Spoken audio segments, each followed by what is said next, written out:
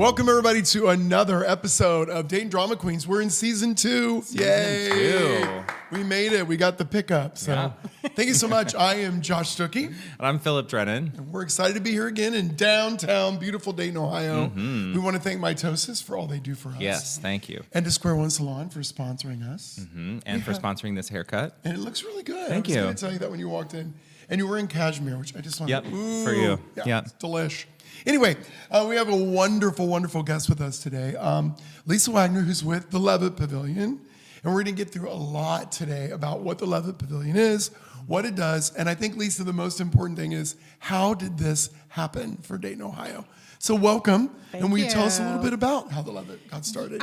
So I think one of the fun stories that not a lot of people may know is that it happened just like almost everything in Dayton, Ohio. It was a kitchen table and people sitting around talking about how much they were grieving City Folk Festival. Yes. From all the different elements, right? So the artists that had the opportunities, the multicultural exchanges of getting to hear all these global music. So somebody at the table said, have you ever heard of Levitt? The Levitt Foundation, and they have pavilions across the country. And they went to a computer, like at the kitchen table, and everybody fell in love with like what they saw and what they were reading, and the mission of how free music has that ability to bring people together and break down all those barriers. So within 2 weeks, at that kitchen table, I know Mayor Nan, I know this person, and in 2 weeks they had a cohort go to, at the time, Memphis was in the network, so Levitt Memphis. And Rodney Veal tells a story about how after the concert, they went up to a group of people that they could clearly tell came from two socioeconomic backgrounds and obviously may not have been neighbors or known each other, and said, what is it about the Levitt that you love so much, or how did you guys meet on the lawn? And they said, oh, we met here, and just like church, we save each other places, and we have become very good friends, and we stay after the concert and have a picnic together and get caught up. But then they said, we started doing things outside of the Levitt together. Oh, wow. And that's when Rodney said, this is what Dayton needs. Like we're still highly segregated. Yes. We need that river to kind of disappear and bring people together. So the board was kind of established in 2015. They asked Jeff and Ellen Ireland to come on to start the capital campaign. April Mesher was hired as a contractor to kind of lead that as well. And I would tell you, of all the cities in the network, LA, Denver, Arlington, Texas, Bethlehem, Pennsylvania, Sioux Falls, Memphis was in it at one point, Westport, Connecticut, Dayton raised the money in 18 months to build the fastest out of all of those. And I think, we all know what a special place this is to live, for sure. But it's the philanthropic heart that I think people forget is what really drives who You're right. who we are and our why and kind of our culture of who we are. Yeah. So they raised the money right away, and I actually got my contract in early 17, but they didn't want to announce me until the campaign was finished. And they did the shovel thing in August of 17 and announced that they had finally finished the capital campaign. So I came in October. The place was not built. Really?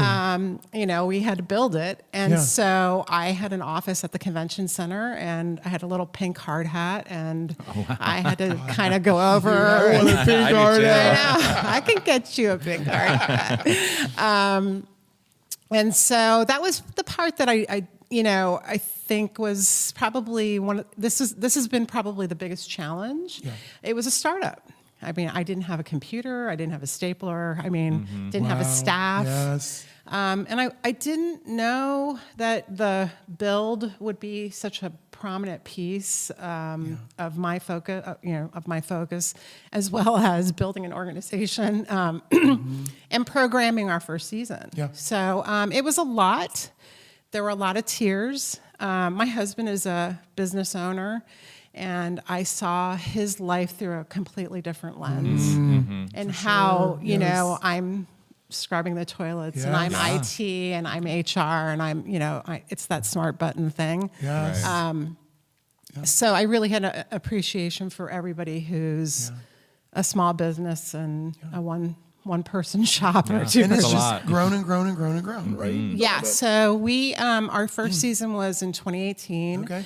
We did 33 concerts in 49 days. Wow. And a lot of that was because of the build. You know, that we were the day that Shook released, the space to us was our first concert. Yeah. So I was doing the punch list, moving in furniture, kind of getting ready, so we were getting ready for our artists to show up. And our first artist was Gina Chavez. We had about 1,700 people on the lawn, and it was one of the most beautiful nights. As a staff member, we all thought, is anybody going to show up? Right. You're not selling tickets. Right, We it's don't free. know. It's like when you throw a party and you're like, is anyone And going to come? is anybody going to come? Yeah. Like, we've done all this planning. Right. Do you think people will like it? And they loved it. And to see people crossing the lawn, hugging each other, it was like a family reunion in so many ways. So cool.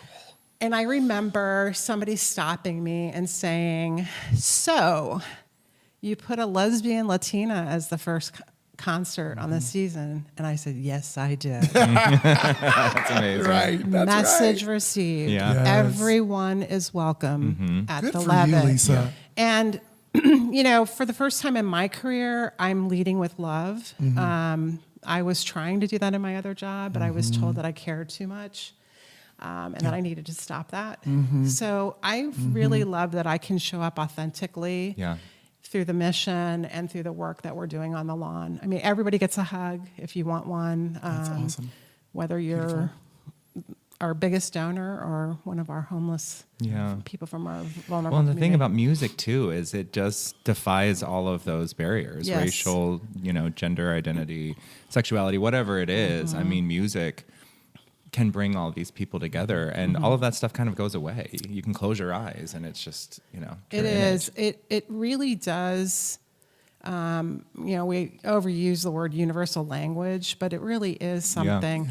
I also think that as we do the global grooves kind of music, it's been very interesting to me how the different ethnic backgrounds, the vibrations are very similar between like Indian music, Arabic music, African, those beats. And it really kind of brings together that whole idea that we are really one family. Yeah. Bingo. We come from one community. And some of those, even though they're not maybe are more highly attended, they're one of my favorites because the community that's represented in that music will start dancing and bring people off the lawn to share in that tribal or very tribal, because I mean, it's tribal to me. I'm Arabic, I'm Middle Eastern, and we had a Middle Eastern act, and all of our Middle Eastern community, we were on the lawn, and everybody came off the lawn, and we did the dupki. I mean, and the guy with the big drum in the middle, and people were just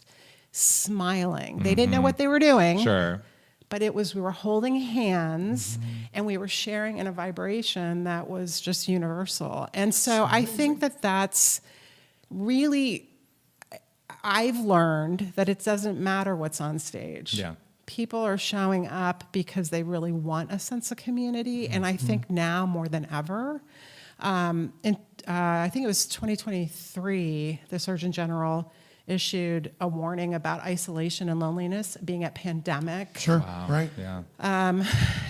And kind of talking about how do we address this. And really, it's about being in community. You're starting to hear doctors talking about health outcomes and how it relates to just being surrounded by people that you feel safe and that you feel connected to. And so that's, I think, a lot of what we're trying to do is create connections. They can end up being very meaningful. I mean, kind of where we started at the kitchen table. I think that some of those founding board members, I mean, if you were to get Jeff Ireland in a room, he'd probably get very emotional talking about how you're out kind of selling the field of dreams, and then when you see it actually happening, where strangers are becoming friends, and then literally becoming family, where they are sharing their food and having communion together on the lawn. It's really moving. Really kind of, I always talk to people about how in the grocery store, we may look at each other and kind of go, oh, I don't know, like you're cute, but like we'd never get along or something like that. Sure. But I guess, I mean, people are judgy like that when they're out and about. For some reason, music removes that. Yeah. Because if you're dancing next to each other, you're like, oh, hey, like we have something in common. It starts to give each other permission too, to I think just be in the moment and be yourself. And when you strip that judgment away, if you see this person dancing over here and not feeling self-conscious and not worrying about, that kind of gives you permission to say, well, I can do that. Yes. I can join in that. Yes. You know, nothing's stopping me. Or I don't have to worry about the way that I look. Right. Like when I'm moving or dancing and enjoying the music, because everybody's doing that expression in their own way. And it is a no judgment zone. Yeah. So in looking at what's coming, up in our next season or whatever, what kind of music does draw people the most? Is it a specific thing that you're finding this works? Maybe this doesn't, or is that not a thing? I can't find the bluegrass audience for sure. Interesting. Okay. Yeah, even though I know there's a I thought that would do well in Dayton. no, absolutely R&B, Oh funk. yeah, for sure. Jazz is not as well attended, which is ironic. That's ironic. Yeah. So yeah, we noticed that probably out of the first couple seasons. Okay. What was drawing larger audiences. The other thing from a strategic perspective, we started to try to find bands that have a built-in following. And then putting local musicians in front of those bands. Oh, that's a good idea. Yeah. So for instance, when Reverend Horton Heat, who we knew could draw 6,000 people on the lawn, why aren't we putting Nick Kazernis in front of him so that his music is being exposed to all of those new fans? So that's, there's lots of different layers to the way that we book. We do have genre series. So we do have a funk R&B series, a jazz series, a rock series. But we are doing 5 festivals this year. Wow. We're doing, the city of Dayton stepped away from them, and we kind of took them, 3 of them over last year. What are those 3? The 3 last year were reggae, funk, and blues. Blues. So we're bringing jazz back, doing a jazz festival, and we're doing a gospel festival. Oh my God. I will be there. He loves that. Yeah, so I think those are going to be really special. And then we added World Indigenous Day, which was kind of amazing. We are doing we did an Indigenous artist last year, and we have another one lined up for this year. In a rock genre, so approachable. It's not like, but really special. And then, of course, celebrating Pride.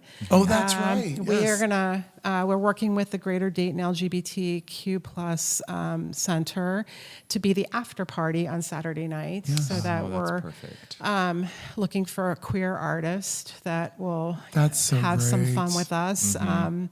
So there's some specific things that are very niche-y. We work with a lot of booking agents that understand our mission and understand who we are, understand that we're a nonprofit, that we don't have ticketed revenue. It's mostly contributed. And so they are very good at helping us find the right fit. And you have different kinds of seating there too. Like, can't you get a pavilion or something? A patio, yeah. We have 2 patios. Those are usually reserved for sponsors, but we can also, if they're not being used, they can be rented. Yeah, that makes sense. And then, but the lawn is open, and you can bring a blanket or a lawn chair. You can bring a cooler with whatever you'd like in it. Yeah. We sell beverages, alcoholic and non-alcoholic, and then we try to get food trucks to be there. So, and so if it is a cultural, like when we had the Native American, the World Indigenous Day, we had Native American food trucks there. So we try to create a little bit of a wraparound so that you're getting an immersive experience. How many people work at the Levitt? 4. Oh my gosh, all of that and 4 people. Yeah, it's pretty amazing. That is incredible. Yeah. It's a small but lean Yes. team. And when you Sure. say you're like a network, do you all So we are, connect, or? yeah. So the Levitt Foundation has those permanent venues that I mentioned. Yeah. Memphis is no longer. LA might be becoming something different, but Okay. they also have other programs called AMP Your City, which is rural areas. They do music one night a week. Vibe is like Indianapolis, in the middle of downtown Indianapolis. They're doing music one day a week.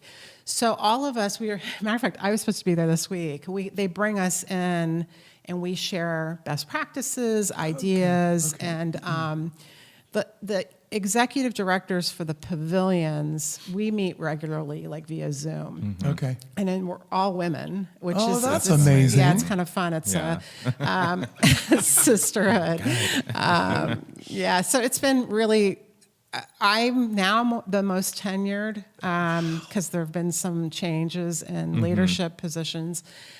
Which is funny because I was the sponge when I first came in. I just wanted to learn everything that you were doing, and I wanted to know it the best way. And now the younger, the ones that are just coming in, are kind of looking to us and saying, what are you doing? And we are. I'm not going to be humble for just a minute. We are beloved in the Levitt Network. Dayton is because it's not just the venue. We do educational outreach. We saw out of the pandemic that there are other access barriers. So we are taking music into historically marginalized neighborhoods with pop-up concerts. Okay.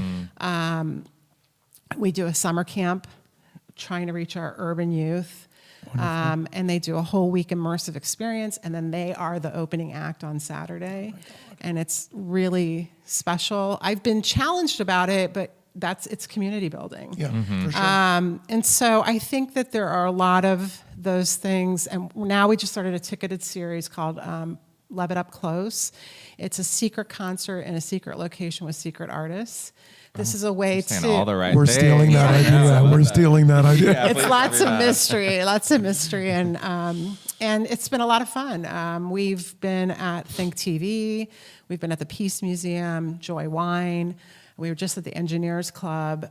So you buy a ticket, and then 36 hours prior, we reveal the location so you know where to drive to. So cool. That is I a love great that. idea. And all of the rules are in the space. Like, so if the space, for instance, when we were at the Engineers Club, they had their own liquor license. Yeah. But at Think TV, they permitted us to bring in little coolers, like people could bring in little snacks and their own alcoholic beverages or whatever. That is so cool. I know. I love that. So every place is different, and you get those rules. And we are celebrating. Last year we celebrated Black History at Black Palette in Wright Dunbar, Yeah. and then had all African American artists, and it was really, really special. That's So, great. always looking through that lens of diversity, equity, and inclusion, and making Yeah. sure that we're being representative. Yeah, sure. We hold ourselves accountable to that on the venue stage, making sure that women are represented and all of our demographics that we're supposed to be representing in Dayton. Yeah. So. It's so well thought out. It really is. You've done an amazing job with Thank this. you. Well, it's a team effort. I'm not all by myself, but yeah, we are. From an outside perspective, it looked like it didn't exist, and then it was just Boom. full steam. So I mean, it Thanks, Philip. I know Yeah. that there's a lot going on behind the scenes, but it looks is. incredible. It is. It's really. I think it's challenging. Like right now, when you're not close to your why, you're not seeing it executed on the lawn. You get. The universe gives you what you need. You end up running into people and or getting to talk about it. It reignites those things. I was telling somebody the other day that my favorite story off the lawn last year was we had a woman came down off right by the video wall. She was sitting up there. I had the bucket. We passed a bucket on the lawn for donations. And she came on the dance floor and she said, I have to tell you, this place kind of saved my life. And I said, Wow. I'm like, really? And she said, my son committed suicide in 2020, and I didn't think I would get through it. Yeah. And as a mother, like I couldn't even handle that. Right. And I started, welling up, and she went on and on. She said, I forced myself out of the house. I came here, and she said the one night there was an artist on stage talking about suicide. And I ended up having a conversation with one of your volunteers who had just gone through something. Wow. And we have become friends and are supportive to each other. She said, but beyond that, beyond finding that support and that I wasn't alone, she said, I was able to rediscover joy and be able to dance again. Wow. I cried. Oh, yeah. I carried that bucket through the whole lawn, and I was sobbing. I'm sure. And people were like, are you okay? And I'm like, let me tell you this story. This is just so moving. And so it's so hard because people just glance at us and think we're just a concert venue. Right. And you don't know who you're touching and how. Right. You don't, It's so true. you It's so don't true. know what you're doing. And unless people share those stories right. with you. And with that, thank you for sharing your stories today. Yes, Oh, thank We're you so excited about the much. Levitt. How do we find got me out, really how do we keep up to Levitt- date with everything that's going on? We have a newsletter. Sign up for our Okay. newsletter, levittdayton.org. Okay. And all of our information's there on the website. We'd love to see you guys on the lawn this summer. Oh my gosh. Yeah, we'll Lisa, be thank you there. so much. Thank It's you. been incredible. Thank you. Thank you to our listeners and our growing crowd. We're so appreciative. And keep up with us through season 2. We're on every platform you can imagine. If you want to see our beautiful faces, it's YouTube. Otherwise, we're on everything else you can think of. But again, Lisa Wagoner, Levitt Pavilion, thank you. Thank you. Yes, thank you, Lisa. Thank you. Philip, good to see you. Good to see you, Josh. We'll see you again on our next episode. Bye. Have a great day. Bye.